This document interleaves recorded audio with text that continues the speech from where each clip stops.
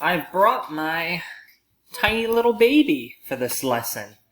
Except it's her nap time, so she's getting kind of spazzy. Want to say hi to the 7th grade?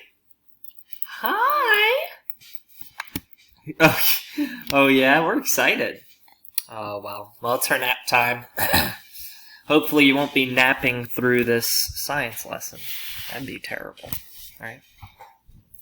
Anyway, we're inside today for the lesson, section 11.1, One-Celled Wonders.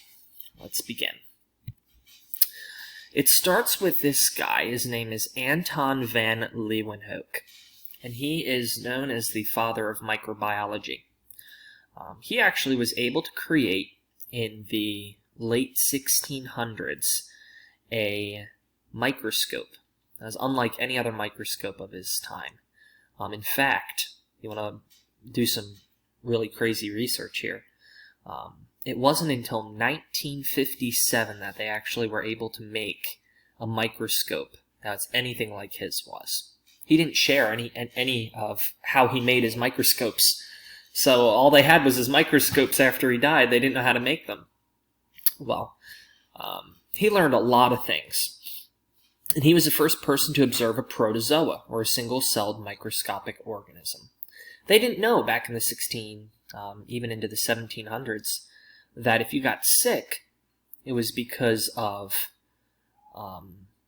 little tiny things you couldn't see. They thought it was all sorts of things. In fact, our first president died because he had a sickness and he was running a fever. And they thought that fevers, instead of being caused by bacteria or viruses, were caused by having too much blood. And they actually used leeches to suck all the blood out of him, killing our first president. He probably would have felt just fine if he would have had an aspirin and soup and got sent to bed. That's kind of crazy to me. Anyway, flagellates have a whip-like flagellum to move around, and you can see this flagellum right here. Kind of looks like a nose hair out of this guy.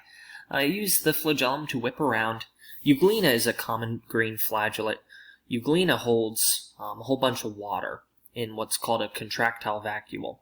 Now remember, a vacuole, way back in 11.1 when we were learning about organelles, we learned that a vacuole was a storage container of the cell for waste, for food, for water. Euglena uses its vacuole to hold excess water. And euglena are very common green flagellate. You can find them in many different samples that you pull from just about anywhere. Now, not all protozoa are nice. In fact, I used to go camping up here in Pennsylvania, and there was a man-made lake, and they said there was a big sign out in front of the lake. It said, "Flesh-eating protozoa, don't go in the lake." We didn't know what it was, what a protozoa was back then, so we just swam in the lake and we were okay. But protozoa are microscopic animals. You can't see them. They're one cell. Here's an example of a parasitic protozoa called trypanosome, which is a type of protozoa which causes disease, like African sleeping sickness. And so what this protozoa does is it gets inside of a fly, and then the fly will bite, and when the fly bites, it is a tsetse fly. My wife is right. When the fly bites, the protozoa gets inside of you, and it can give a disease like African sleeping sickness, which causes irritability and lack of sleep, sometimes oversleep. And it's a rare disease it's only found in Africa with the tsetse fly. Mrs. Reppoltz is right. Here's another protozoa. I have a GIF. It's called the amoeba. The amoeba is a sarcodine, a group which has false feet.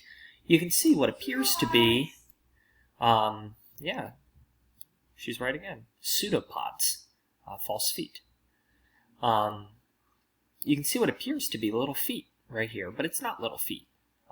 That's what they thought it was years ago, but it is actually just part of its cell. That's just expanding around looking for food, actually. Paramecium. are a protozoa completely covered in silica with a unique slipper-like appearance. Oops.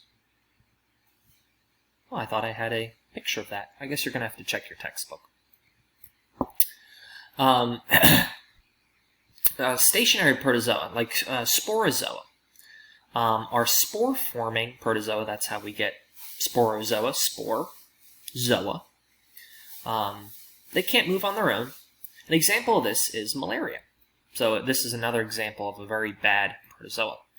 Again, a disease found in Africa. It gets inside a female mosquito, and it doesn't hurt the mosquito, but it definitely hurts you when you get it. So you get bitten by a mosquito. Malaria, you run a very, very high fever, and this protozoa begins to take over your body. Not good. But if you had malaria, let's say, I hope you don't have malaria. Let's say you went to Africa and you got malaria. You could not give malaria to someone else. It has to be transferred through the mosquito. So, fortunately, it's not like coronavirus or anything where you can actually spread it by touching things. Many protozoa can only be transferred by the particular host animal, whether it be the fly or the mosquito. Bacteria, friend or foe? Bacteria are very different from other cells. Bacteria don't have organelles, nucleus, nuclear membrane. You can see a picture of a bacteria on the left. We would call that bacteria a gram-negative bacillus bacteria. You don't need to know that. But it helps identify the shape and the color. Now, some of these bacteria are very good. Think about the fact that in your stomach right now, particularly if you drank milk this morning, you have bacteria in your stomach called lactobacillus. And they love lactose. They eat it up. And this lactose gets eaten by the bacteria, and the bacteria helps you. That's very nice. Thanks, bacteria. But also some bacteria not so nice. For instance, there's a bacteria called Streptococcus pneumoniae. Take that last part of the word, pneumoniae. What does that sound like? Pneumonia. It's a bacteria that loves to get in your lungs, and it gives off some fluid that can become pneumonia. Not very good. You don't want that inside of you. And so anyway, some of them can be good or bad. E. coli, naturally found in the stomach, doesn't do too much. But if you eat sorry, someone made a really random sound. I think it was Minecraft. If you eat a raw piece of chicken or a raw egg, you get a whole bunch of E. coli in you. That can really upset your stomach. Not good. Good or bad, depending on the concentration. And that's all. I hope you learned a little bit more about bacterium, paramecium, and some other things today. The chapter's now over. Please do section review 11.4 for homework. Of course, your test will be coming up pretty soon. As a general reminder, that test is going to be open book, open notes, but not open friend or open internet. So make sure that when you take that test, you close Google and don't text your friends about the answers or anything.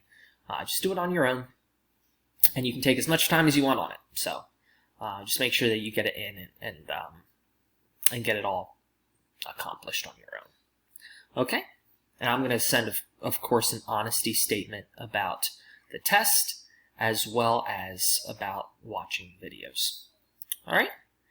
Anyways, I hope that you guys are doing well and that you're enjoying this virtual school. I will see you when I see you. Maybe it will be next year. Maybe it will be sometime in April. Okay? Bye-bye.